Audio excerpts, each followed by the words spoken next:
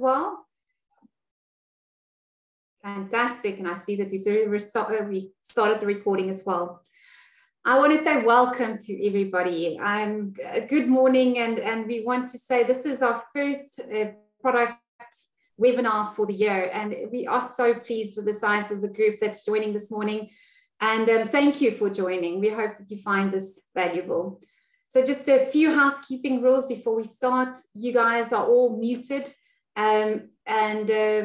please make use of the chat function where you want to ask questions or even just comment. The fact that this webinar is presented to you, we really urge it to be an interactive session, even though the size of the group doesn't necessarily allow questions. However, there might be a few minutes left at the end of the webinar where we will be able to take maybe 1 or 2 or 3 questions. We will be responding to these chat questions throughout the webinar as well, but if we don't get through all of them, we will be sending that through afterwards as well. What will also come through afterwards will be an email with the slides, so don't worry too much about writing everything down. The recording will also be sent through. The process to access your free link and some other resources will also be sent through. So we will communicate that after the webinar. But without further ado, I want to then ask Kobe to start with today's webinar and take us through. Thank you so much, Jani, and welcome to everybody. We are very excited to have all of you join us today as we want to introduce you or sort of reintroduce you to the Raven Standard Progressive Matrices, but specifically because we are launching it on JVROnline, so it will be available to you in electronic format from today going forward. So just a brief outline of what we will be looking at today. I will be taking you through some brief reminders about the importance of measuring cognitive ability, and then we will delve a little bit into the history and the development of the Raven Standard Progressive Matrices. And there I will also take you through some of the South African specific statistics or research that are of importance and of interest to all of you. From there on, I will hand over to Vakiza, who will be taking you through a demonstration of the actual candidate experience. And then Jani will be ending off the session with presenting you with 2 case studies that can really highlight how the SPM can be applied in different contexts as well. So like Jani said, we do encourage you, please pop your questions into the chat feature. And we will try to answer as many of them as possible. And then hopefully by the end of the session, we will have a couple of minutes to also address some of those important questions that you might have. Without wasting any more time, let's jump straight into the importance of measuring cognitive ability. Now, there has been several meta-analytical studies done on selection tools and the predictive validity that these different types of selection tools have. We all probably are familiar with the seminal work of Smith and Hunter from 1998 that sort of started this whole idea of doing meta-analytical studies on how well certain assessments that are included in selection batteries can eventually predict performance. And there have been many of them since, updated versions of them, critiques about the corrections used for range restrictions and all of that. But what we see in all of these meta-analyses is that general cognitive ability remains one of the most reliable predictors of job performance, capable of explaining 30% or more of eventual job performance in a candidate. We've also seen that general cognitive ability is the best currently available predictor of on-the-job knowledge gain. So basically what this tells us is that when you are using cognitive ability in your selection battery, not only will you select the person that's likely to outperform their peers, but you'll also be selecting the person that is likely to gain job experience or job knowledge faster within the specific role. With more than 100 years of research about it, cognitive ability has a very clear and well-researched theoretical foundation and is arguably one of the most clearly defined constructs being used in selections during modern times. So quite a lot of research and energy has gone into the development of cognitive measurements, and the theory behind it really is sound and stable and something that has been around for a while and is still as applicable today as it was back then.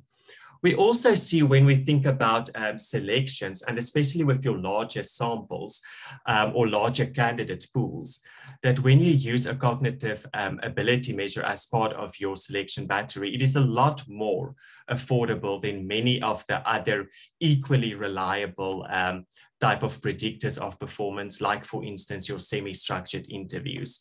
It's a lot more scalable to assess 1,000 candidates on cognitive ability than it is to find the time in everyone's schedule to be able to host semi-structured type of interviews with them or run simulation type of exercises.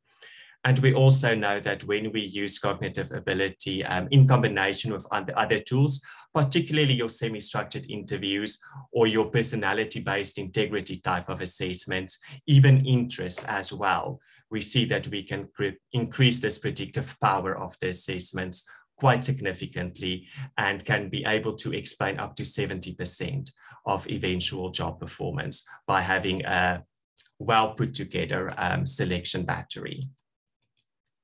So then next I want to talk a bit about the history and the development of the Raven standard progressive matrices. And here we want to start with a bit of a historical perspective, just to sort of lay the groundwork for why we are so excited about this tool and why we as a company still believe in the Raven standard progressive matrices. So our story takes us back all the way to 1938, which is 84 years ago, when John C. Raven first developed and published the standard progressive matrices. There was a lot of research done in those early years, and in 1956, we saw the first revision of the assessment, where certain items were excluded or rewritten to work better. Then we make a bit of a giant leap all the way to 2000, but that doesn't mean that nothing has happened in between 1956 to 2000. There were a lot of research done, specifically standardization type studies across the United States and across the United Kingdom with your adult groups as well as your youth samples, and also several validity studies done in countries like Poland and Germany as well. But all of this information was then compiled into the 2000 version of the international manual that also then provided updated norms. In 2004 is where the South African story, or JVR story, with the Raven starts. And that is when we saw the first South African technical manual for the Ravens, as well as the first set of South African norms that were made available. In 2009, as a company, we then created the new adult norms on data that was collected between 2007 to 2008. And these norms were published in the 2011 updated manual. We also had a drive around 2017 to collect and create new adolescent norms. And these were then published in the 2018 update of the manual, which was the most recent one up until this year, because in the 2022 updated manual that is available from this week onward, you will now also find the actual instructions, administration information about being able to use this assessment online. Because of course, as you know, today is the day that we are launching the SPM on JVROnline. And also with this launch, we will be driving a data collection during 2022 to update both our adult norms and our adolescent norms as well. So what this picture basically tells us is that there has been a very long history of this assessment's development and a very long history of research on this assessment. And it's easy to think, gosh, it was created in 1938. Isn't this a bit old or outdated? But the fact that it has been researched in so many different contexts over the years shows us that this tool is as relevant today as it was back then. I mean, this was one of the very first measures of non-verbal or non-verbal types of measures of intelligence that existed in the world. And we still find today that it is one of the most well-known and most used measures of cognitive assessments in the world. And we're also excited to see that many of our partners have also started integrating their system with the Ravens as well. And just from a JVR's perspective, we've invested 18 years of our company history into this product, and we still believe in the applicability of the tool up until this day.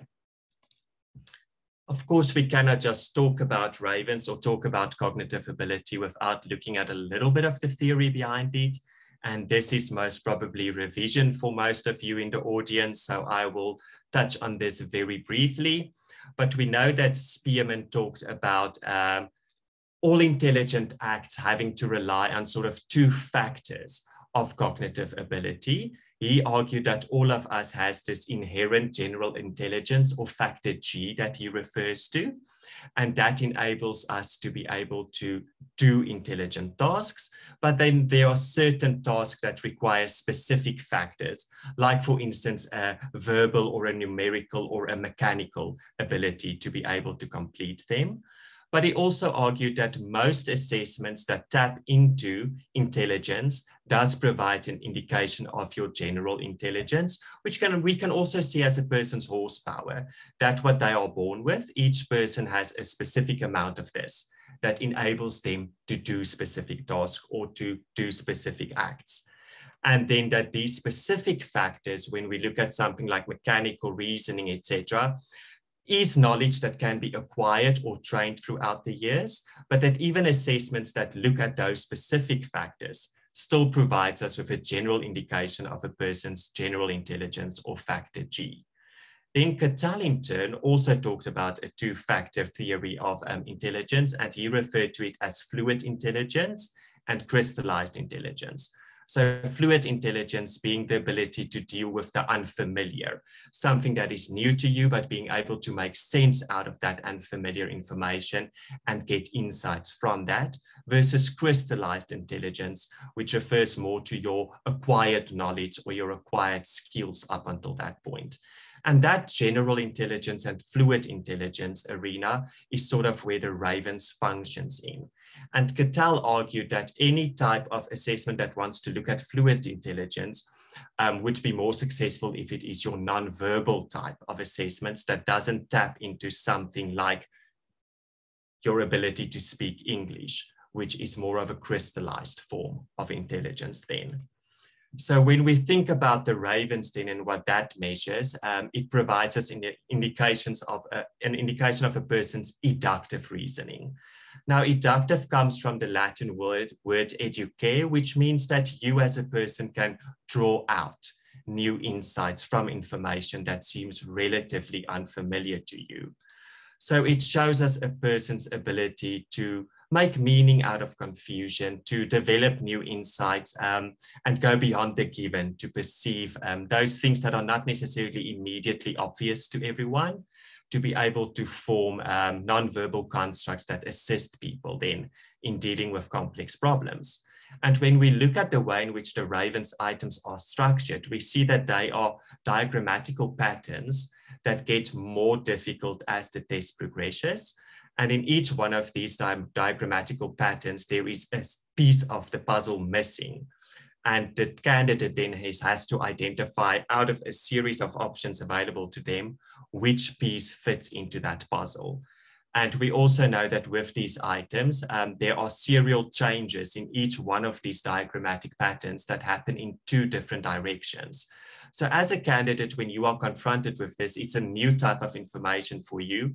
You have to first be able to identify what those changes are that are happening in the different directions. And you need to be able to link them and identify the relationship between those to identify what this complete picture will look like, and then be able to make the effective decision of which one of the different answer options will actually fit into this puzzle piece. Just then a bit of a reminder as well. So on the more administrative side of the assessment, the Raven Standard Progressive Matrices has been classified with the Health Professions Council of South Africa. And we will also be submitting the 2022 norm updates that I talked about earlier to Assessment Standard South Africa, which is the new body in South Africa responsible for reviewing psychometric assessments to ensure the quality of these assessments. The SPM consists of 60 items that are split into 5 sets of 12 items each. The assessment is untimed, and then it provides, like we said, an overall indication of a person's general mental ability or inductive reasoning. Now, you will see more about this when Pekiza is showing you the demonstration later on. But in terms of the practitioner section of the report, you will be provided with a percentile score, but you will still also get an indication of the candidate's raw score. But the candidate specifically, the section of the report that they will get doesn't provide them with their actual score on the assessment. It just provides them with a narrative response that has a developmental focus. And you will see more of this later on. And then we are very excited to announce that this electronic report will be costed at 100 Rand per report. So really making it affordable and scalable for you as a practitioner, especially when you are using this in your more large scale type of selections. So of course, we all know that whenever we are going to be using any type of assessment on a person or wanting to make decisions about a person, that there are 3 important questions we have to ask around the fairness, validity, and reliability of the assessment. And I'm going to very briefly touch on each one of those. You will find all of the information that I'm going to refer to in the manual, so that can make for some very good bedtime reading if you are statistically inclined. But I wanted to just briefly highlight some of the questions that you might have around these 3 important questions. So let's start off with, is it fair? So the way in which the Ravens was designed, being a non-verbal measure of intelligence, automatically means that we are lessening that bias that we see in traditional measures of intelligence for English first language users versus people who are maybe English third or fourth language users. So because there is no actual language in the items of the assessment, we lessen the chance that people who do not speak English as a first language might be disadvantaged by the items. We also, of course, know that there will still be instructions in the assessments that tells a person what is expected of them. And traditionally, these instructions are available in English. But with the Ravens SPM, these instructions will also be available to you and your candidates in Afrikaans, Sesotho, and isiZulu. And they will be able, as a candidate, to choose then which one of these 4 languages they want their instructions to be given to them on the online system. And you will see more of this when Keys demos it later on. In terms of fairness, we also looked at what we refer to as differential item functioning, where we want to see at an item level if any of these items are functioning differently for any of the subgroups within our actual sample. And when we look at the differential item functioning for the overall assessment, we see that these assessments are functioning similarly for Black and white participants, as well as for people who identified as men or women in the sample. So telling us that there aren't any part of the assessment that might potentially bias or disadvantage any one of our specific groups. And then we also know that we have quite large norm samples at this stage. So the adolescent norm sample consists of 1,060 people and the adolescent 1 out of 909 people. So fairly representative large norm samples as well that you can choose from. The second question then talks about, is it reliable? And here I want to talk about the most well-known measure of reliability, which is internal consistency, or Cronbach's alpha, which we always see reported in test manuals. And when we look at the internal consistency of the overall assessment, we see that for our adult population group, that internal consistency is above 0.9 for the total sample, as well as for subgroup samples in terms of ethnicity and gender, which really is excellent reliability. And with the adolescent group, we see that for the total sample and all of the subgroups in terms of gender and ethnicity, the internal consistency is above 0.87 for all of these groups. So again, showing us excellent reliability. So we are very happy with that at this stage. And it just shows that the test and the items of the test are functioning together well. Then in terms of the final question, which talks about validity, I'm going to spend most of my time there talking about construct validity, but you will also see in the manual that we do refer to studies of predictive validity as well as convergent validity. So convergent validity, they have done several international studies between the Ravens and other measures of cognitive ability, notably the Wechsler Adult Intelligence Scale.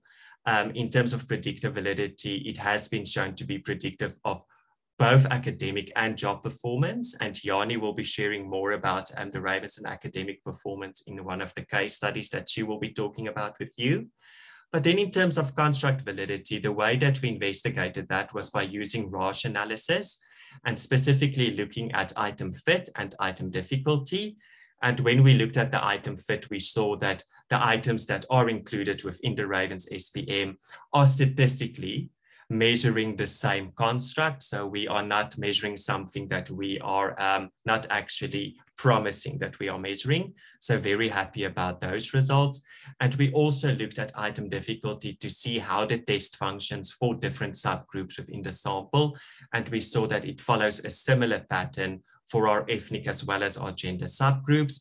And that is in line with our theoretical model that the items do get progressively more difficult as you progress through the assessment. And we also saw when we plotted person's ability against item difficulty, as is expected, majority of people would get the more easier items correct. But when we get to the more difficult items, it thins out your candidate pool, and you see that fewer people are getting the most difficult items correct as one would expect.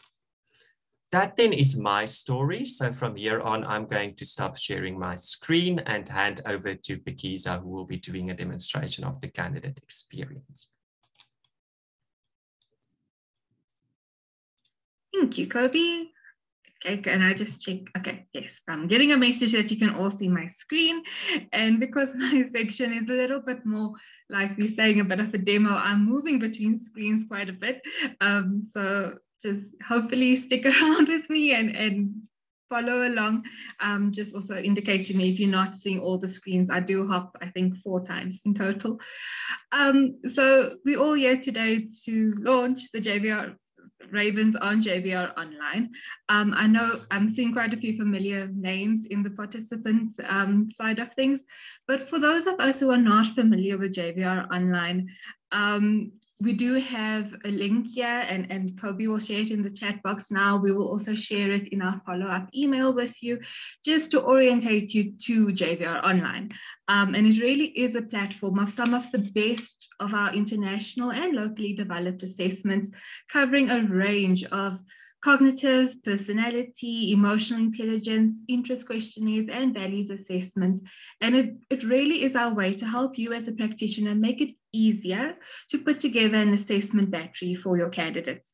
I don't want to go into too much detail, but this, as a practitioner, if you are registered with the HPCSA, you can contact our client services at clientservices.jvrafrica.co.za and get a portal free of charge. And depending then on your qualifications and the assessments that you have received training on, if certification is required, you can then set up assessments as you need them. The nice thing about JVROnline is that once you've created a project, so say for example, you're always going to use the Ravens in a particular battery. Once you have created that project, you can use that URL countless times. But for those of us who are familiar with JVROnline, I don't want to bore you too much. Let's focus on showing you Ravens on JVROnline. So let's start with an assessment demo. So as a practitioner who has access to JVROnline, I've sent an invitation to myself, and this is what your candidate would see. So let's go through the candidate process of dear candidate, whatever their name is, or you can just say dear candidate if you are sending it out at bulk and you have been nominated to complete the Ravens. There are other instructions that your candidates need to read, like having a secure, safe, stable internet connection, and especially with something like the Ravens, to make sure that they're doing it in one sitting. So let's then go to the assessment. Your candidate will then be asked to register on the portal. Again, I've registered a few times on this portal, so I'm just going to put in my login details. So they'll put in their username or the email address. If they get stuck, there's also a video that they can watch to help them get to the assessment, their password.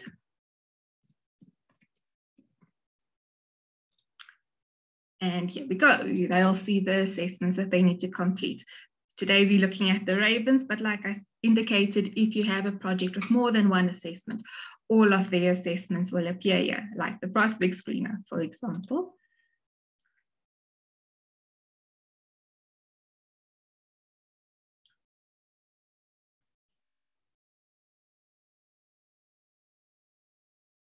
Okay, so once you've started the assessment, it will ask you what language you would like to complete the assessment in. Like Kobe said, even though it is a non-verbal assessment, the instructions and the instruction video are available in Afrikaans, English, Sotho, and Zulu. Due to my own lack of understanding of the other languages, but also because this webinar is in English, I'm just going to stick to English. And there we go. So we can start the Ravens. Are you ready to begin? Here's additional instructions on what is needed from the candidates while completing the assessment and what their task is. So on each page, there is a pattern with a piece missing, like I think we all know, and you need to choose which of the pieces is the right one to complete. Once you have read the above, be asked to watch a video. So the instruction video again is available in all 4 languages. I'm just going to play the English one for you. For those of you who have administered the assessment previously with the paper and pencil version, you'll just hear now that the instructions are quite similar. If you're not familiar with the Ravens, then here we go. Let's listen to the instruction video. You will now be completing a questionnaire that assesses your observation and clear thinking. In this instruction video, let's work through 2 examples. The first example is problem A1. Look at this. You see, the top of problem A1 is a pattern with a part cut out of it. Look at the pattern. Think what the piece needed to complete the pattern correctly, both along and down, must look like. Then find the right piece out of the 6 bits shown below. Each of the pieces below is the right shape to fill the space, but only one is the right pattern. Number 1 is the right shape, but is not the right pattern. Number 2 is not a pattern at all. Number 3 is quite wrong. Number 6 is nearly right, but it's wrong here. Number 5 also shows a different pattern. Number 4 is the right bit, so you click on it. Let's look at another example. This time you'll have a few seconds to find the correct answer.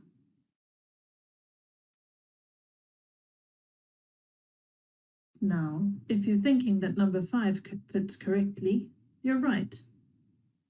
If these examples made sense, then click Continue. Otherwise, you can watch this video again. You'll have a chance to complete the questions yourself. Okay, short and sweet, right? And like our voiceover said, if candidates don't understand the instructions, they can watch it again. But we've all understood it, so let's continue.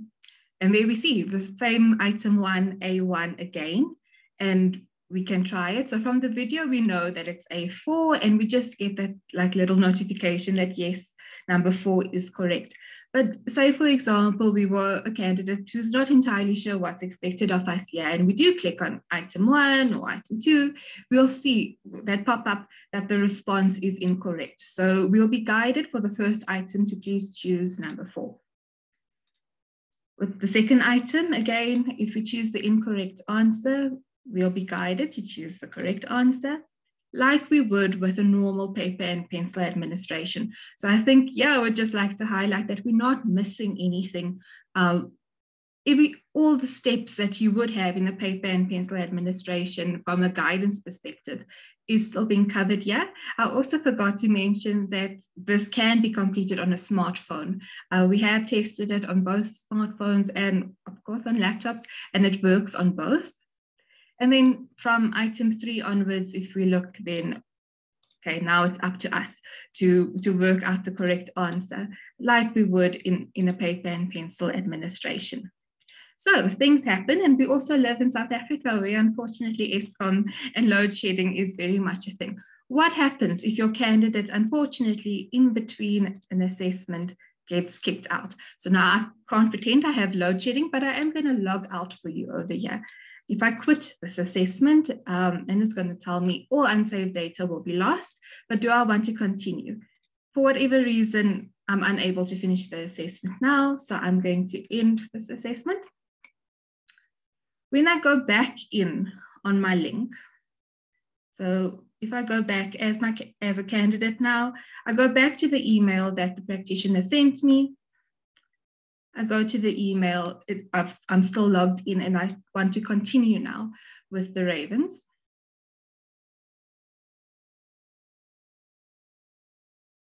Again, it will ask me what language I want to complete it in, but can you see that it then starts again from the item where I left off?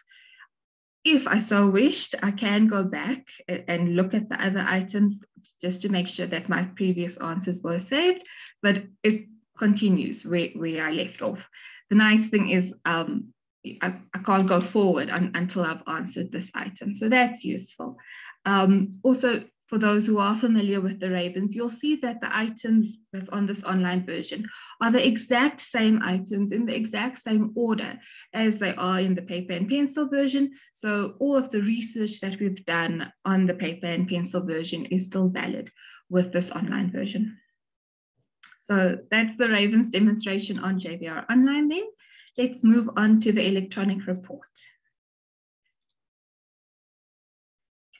So that's one of the nice things about having an electronic report now, and that with online administration, is that every time you need to score Ravens, you don't have to go look again in the manual and look through those norm tables. It's automatically done for you. So that's quite a time saver. And with the electronic report, you can also ask for an extract, which really helps you with volume administrations of the Ravens, if that's something you're interested in. We will be talking about volume in a little bit, so I don't want to get into that detail now. But okay, so when you're setting up your project on the Ravens, you will be asked to choose a norm group. So we have 3 norm groups currently, one for adolescents, for the adult, which is what most of our clients use, and then for a minor specific norm, minor as in like Anglo, for example, not minor as in underage. Okay, so let's look at this report. The front page is just an introduction page, again, highlighting what Kobe has already told us about inductive ability and what does that mean, and your ability to make sense of complex information. Then assessment results, so the date and time that this individual completed this assessment. If for whatever reason there was an issue of load shedding, or they lost internet connectivity, or their data finished or something like that, the times that they logged in will also be indicated over here. On the online version, no items can be omitted. So it almost sounds silly that we have this bit here in the report, like number of items omitted 0. Why are you asking that? But if you have administered this paper and pencil and are now putting through the responses through JVROnline to generate an electronic report, then there may be instances where candidates may have omitted some items. So that's why that is there. The total raw score is the score that you would be familiar with if you are comfortable with paper and paper administration. So that's purely the number of items that they got correct before you've scored it according to the age-specific norm, the time that it took them to complete it, and then the age groups, just so that you can triple check that the age of your candidate is the same as the norm that they are being scored against. And then you get their percentile score. That score that you normally used to find in the manual is already worked out for you, together with a little bit of an interpretation of what that score means for this person, and can they deal with complex information? Can they deal with a lot of detail at a given point? Yeah, this is also similar to what you would see on your paper and pencil answer sheet, exactly what items they got correct and incorrect. So if you need this information to see at what point they start struggling, like Kobe said, we tend to see that candidates start struggling. The more difficult the items get, you're not losing that information. You're still getting it here in the report. And this is the page that's kind of new. I mean, we didn't have this before with the paper and pencil administration. And this is what Kobe was speaking about earlier. This is the page that we can give to the candidate if this assessment was conducted for development purposes. And we provide them with recommendations for development. It's a bit blurry, I notice now, but if you look through it, there's no score or percentile here. So we're not doing any form of candidate harm by telling you, oops, you only score on the 50th percentile. But based on what their score was, we provide them recommendations on how they should think about a situation, how they decide on a conclusion, and then how they should act. So this is a useful insight. Okay, right. Dani, ready? Fantastic. Thank you, Pakiza. Now, I'll be taking you through 2 separate case studies with the purpose in highlighting the different contexts the Ravens is appropriate to use in, but also the different ways in which we make use of the Ravens results. Now, unfortunately, both of these case studies, we had to make use of the Ravens on a paper and pencil version due to it happening, prior to today. But some of the other assessments that we made use of was then online administered.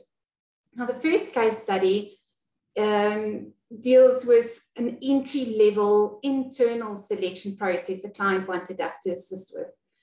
Now, late last year, we were asked to assist with identifying this client's high potentials within their transport department, but specifically their drivers needed to be assessed due to a new position and new responsibilities within the specific department.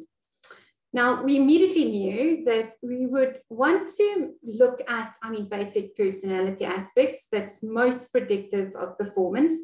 We often refer to this as, the person's employability, even though we know that the sample was already employed. But then also together with their employability, from a personality perspective, we wanted to look at learning potential. So the client's words were, we will work hard and learn fast. That is what they were interested in. So the client identified 15 drivers, and he wanted us to, with the use of this assessments, identify his top 5.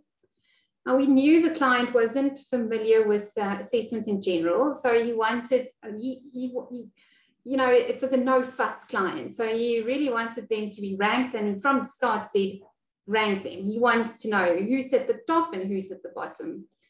Now, this is often the case in your higher volume selection practices. There's limited funds, first of all, limited time, and often a limited capacity on the client side, especially on the client side, to go through multiple reports in a lot of detail. If you think of, for example, this specific case, we had 2 assessments administered on 15 people, which would result in about 30 reports needing to be generated, which is for a client who wants, no fuss and a quick answer, it required a little bit of Pakiza magic. So luckily Pakiza came to the party, and she rescued us with providing us with a ranking report, which we can make available to anybody who's interested here as well, free of charge. But what is nice is that we didn't have to go through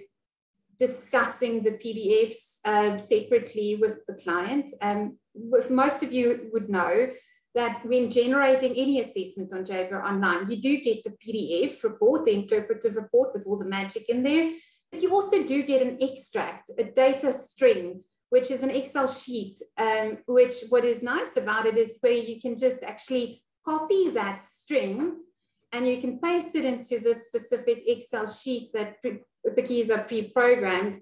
And we did it now with the BTI and the Ravens. This sheet allows you to either make use of only the Ravens or then combine it with the BTI depending on your need and your client's need. You copy and paste it in and voila, you pretty much have your assessment ranking at a click of a button. So Bakiza is showing that on screen as well with all the instructions there. And as I said, this is, it's just a practitioner's tool that was really user-friendly and really helped us in this situation, that makes volumes quite easy to report on, because you can even do a bulk download of your extracts, which will allow you a very quick ranking on, for example, 50 candidates. So Bakiza is showing keys. I'm not sure if there's anything that I'm missing in the explanation here. Oh, you've covered it perfectly. Again, as I said, we'll be able to send this through to you after the presentation. If you're interested, and we can even take you through the detail if there's anything that's unclear. What I wanted to show you is how one can quickly go about using that information in a ranking process. Just a side note, because I might have people now concerned about the process that we followed. This specific case, the client did make use of health data, especially previous experience, performance data in his selection decision at the end of the day. However, he did note that the fact that the assessments were clean, quick, easy to understand really assisted him in the decision-making, incorporating the other sources of information that was used. So that's the one case study, which I hope adds a little bit of value in terms of how we typically make use of, the Ravens in general. Now that I'm thinking about it, I need to speak a little bit slower, but the second case study that I want to take you through is I want to discuss a case where we used it for a subject choice career process. And this we did a while ago in a government school here in the Free State. Now, the students actually already made their subject choices. So this was actually done after their first term in grade 10. Where they had to already submit subject choices at the end of the grade 9, which I think most of you would know. And so the school approached us with two concerns. At that point, they said, that they are getting a lot of students being concerned about their choices, but also wanting to change their choices. And also that they get a sense that these students are not necessarily able to link their choices that they've already made to possible career paths that they may want to pursue. And they wanted us to assist with this. Now, there were 141 students who took part in this process, and they were predominantly Afrikaans speaking, with the majority being female learners. I want to recall about 80 or so being female learners. Now, we administered a battery of assessments, making use of the Murphy-Meisgeier type indicator for children, which is in short the METIC. It's a type assessment, so assessing personality type. The Maria Career Matrix, which is an interest questionnaire. Then we also made use of the Ravens SPM, and we had access to their academic results. And we also did a pre and a post qualitative questionnaire, which we administered, looking at aspects like test anxiety, needing whether they needed study support, overall school attitude, knowledge about what they want to pursue after school. And the intention of this qualitative questionnaire was also to not get that additional information, but also to evaluate the interventions that we then proposed with a post questionnaire to see whether there were any improvements on any of those. Now, firstly, if I go to the first slide, now there was a lot of insights that we got from the study and a lot of magic in terms of information that we got, but I will not necessarily be able to go into a lot of detail, especially regarding the personality aspects and the interest aspects. But I do firstly want to just show you what Kobe referred to earlier was in this specific sample, we did see a very strong, significant correlation with academic performance. Again, just highlighting the validity of the assessment. So that was a good finding for us to see. And secondly, I do want to just show you the mean percentile scores obtained on the Ravens for those subjects which the students scored, specifically, you know, the most difficult subjects that they can take and pursue at school. Now you can see that in the second table on the slide at the moment. Now, this information guides me in two ways. First of all, it guides me when making subject choices or when assisting learners in making subject choices. On the one hand, you will see that, you know, the mean average on these percentiles are pretty much above the 50th percentile, which again, I'm now only looking at reasoning. I do understand that interest and personality and context plays a very important role in the decision making. But this guides me around whether this person is likely to have the potential to, if they would want to pursue any of these more difficult subjects, whether they have the horsepower to do so. And interestingly enough, I think some of you might have seen recently in media as well, that there's been a drastic decline in students pursuing these more difficult subjects. With, I think Pakiza said, well, earlier this morning, not in this presentation, that there's been a 16% decline, for example, in students taking mathematics. Now, looking at, if thinking about that and knowing that the Ravens are normally distributed, one can make an assumption or a conclusion here to say that the majority of students within our schools will likely have the horsepower, if you only consider reasoning ability, to actually pursue these subjects. Now, I'm very much aware that I'm not considering interests and I'm not considering even building blocks and history and educational quality of education, etc., which is all contributing to a lower percentage of students achieving this.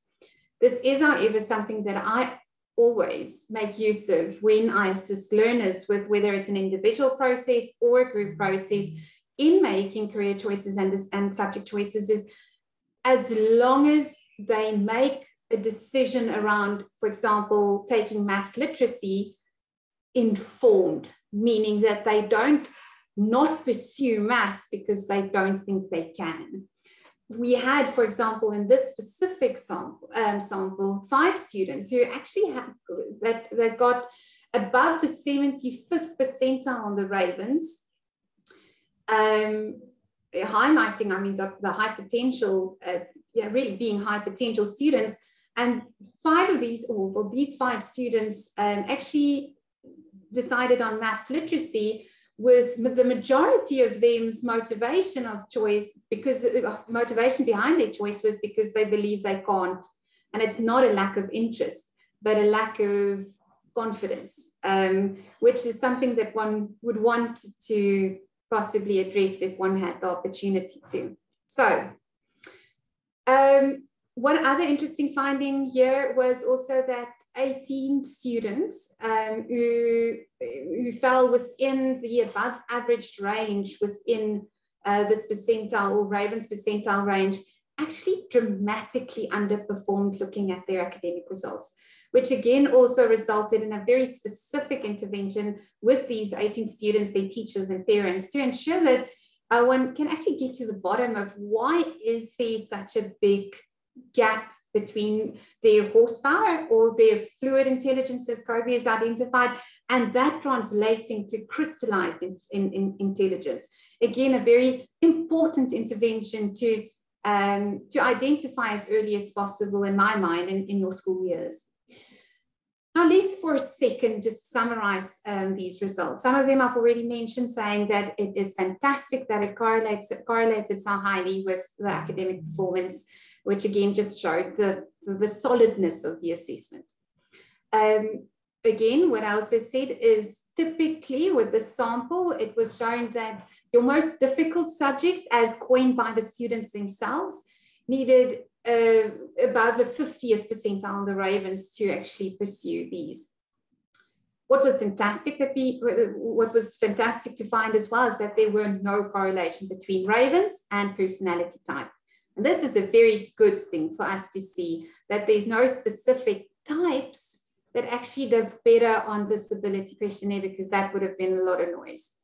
What was very interesting, and I'm not going to go into detail there, but we did find some correlation between academic results and personality, especially the SN categories or dichotomies, which was a very interesting finding and something we explored with the teachers as well, in terms of whether it's style or content that actually allows certain personality types to possibly perform better in those than others. I think the last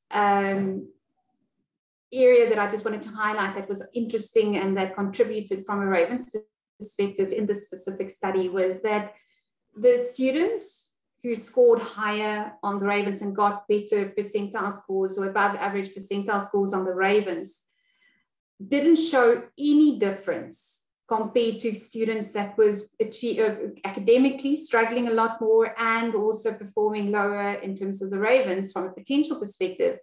There weren't any difference from a test anxiety perspective, from them needing study support and their general school attitude.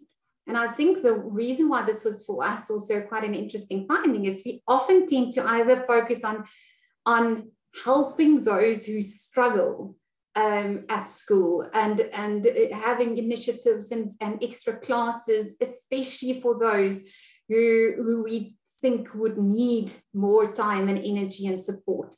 And these students who actually had a lot of potential, who was working very hard and who's already seen, many of them, the academic performance that is a result of the hard work, said that they needed just as much. You know, they are experiencing test anxiety just in similar ways. They needed study support and they had similar school attitudes. So there were no differences there.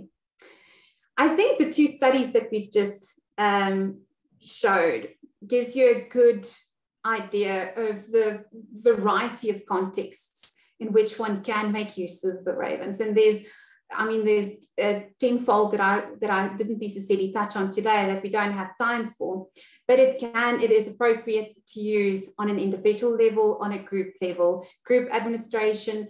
I did see some questions around supervised or unsupervised, whether it's available on mobile or not, whether it's group profiles that's pulled up or whether it's individual interventions that's offered. It depends on the client, it depends on the situation, but it is a tool that is really applicable and appropriate and adds value across multiple areas. That does, however, bring us to an end of today's content. And I do think that if there's anybody, because we do have about 8 minutes left, if there's anybody that would like to ask one specific question, who wants to unmute themselves, they are more than welcome to, and we can address maybe one or two questions.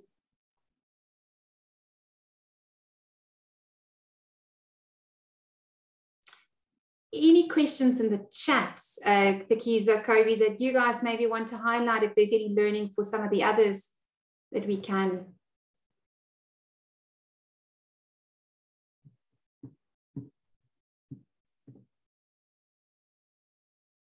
I did see that there were one or two concerns about us going through the content a little bit quicker than what was intended to, so that we can definitely remember the recording will be made available. And we are here to go through any questions. We can very easily schedule a call, discuss some of these findings. If you're interested in what the personality type and the interest, for example, in the career subject choice study, what the findings were there, we can also discuss that in a different occasion as well. Yanni? We've got 3 people having their hands up. Fantastic. So, Emilio, I'm going to unmute you. I'm going to allow you to talk, and then I'll get to Aret and Kinzar as well. Hi, Emilio. Okay, hi there, can you hear me? Yes. Yes. Perfect, yeah, thank you very much. Thank you, this is really, really amazing. So I've had some experience in Ravens in the corporate sector. And so my question was, and this is now quite a while back, probably 20 years ago, And that's why I was quite interested in the question on diversity, because our findings at the time, because it was a global leadership development, of which this was one of the assessments, we found that our colleagues in the Africa sector didn't fare well in the Raven scoring. Okay, and that didn't mean that they didn't have the potential or anything like that, because these were actually high potentials on so many different ways. So it showed a bit of a dilemma. So my question to you is, how have you addressed that? And I know we're talking in the South African context here. So I'm very interested in that, obviously, because, you know, we do work with teams and individuals where unless you have, or they have, the individual has an insight as to, you know, let's say how they deal with complexity, it's very hard to know how they process many different things in the work setting and so forth. So I just wondered if you'd done any benchmarking or any case studies or use cases in the corporate sector. And I'm not talking specifically in the demographic part, just generally how well it applies. Yeah, thank you. Emilio, that is, you're addressing why it is so critically important to have local norms. You cannot, and that is with, and I'm talking about ability assessments, especially ability assessments, because we do see with crystallized and fluid, it doesn't matter what ability assessment that you're making use of. It's best practice, especially within the African context, across industry. Norms is a really, really important part of making sure that you are interpreting the information correctly, and that it is, that you're not comparing apples with pears, whatever the combination. So norms, and that is the biggest reason how we addressed it, but that is also for self-reported inventories, like, for example, your EQ as well.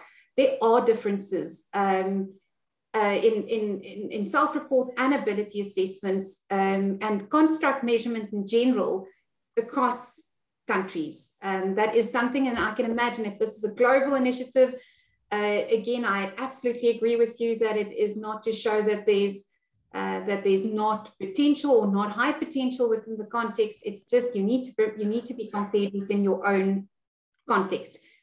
Coves and Keys, you guys are both also research psychologists working in that field. Would you want to add anything in that regard? Yeah, if can also, can you still hear me, Jenny? Yeah. Yes. Yeah, just want to ask, as also in the dimension of the different the different careers. So have you done anything that looks at engineers, lawyers, accountants, actuaries, pharmacists, and so forth, right? And to what extent that plays out as well? And I'm really keen to know, because I think this can be a really, how can I say, it's a very powerful way to introduce a cognitive ability as part of an individual development and in a team setting. So sorry, I mean, that's, and we can deal with it, you know, post this, but that's also. We do have separate norms, as Keys has said, for the mining industry, for example, adults and then working adults at this point in time. I do believe that as the sample grow, we will likely see that there would be a need for more differentiation within specific industries, and especially job levels. You know that the advanced progressive matrices is now the one that's actually more difficult. And that would be the one that one would likely, which is now not yet available on JVROnline, but that is then one that one would need, you know, that you would typically apply in your managerial upwards. Executive levels, executive level position. It's exactly the same principle as the SPM, it's more advanced.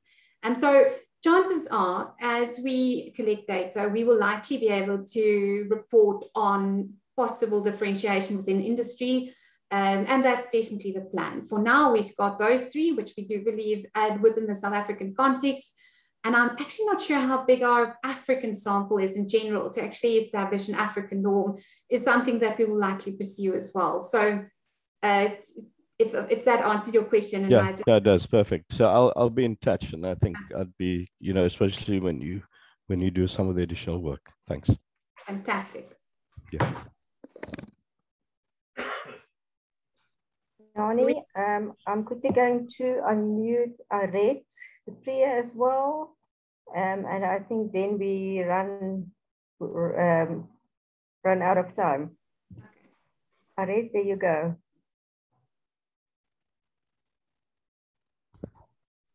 It seems to be muted still. I don't know if it's on your side, Karina. There you go. Oh, yes, great. Yeah. Hi guys. Two things. The adult norms, is it South African adults or is it South African adults? Okay. That's the first thing. And the second thing is, when can we start using this product? Is it today?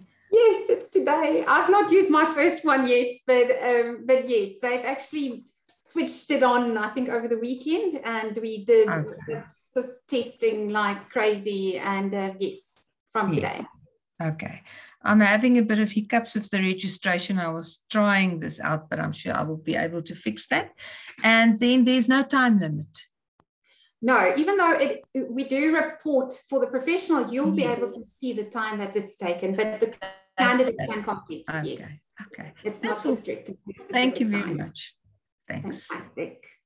Thank you, Aret.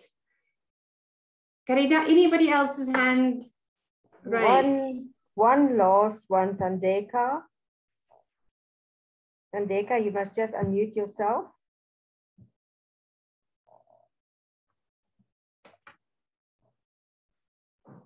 I've given her permission to talk, but Tandeka, you must unmute yourself.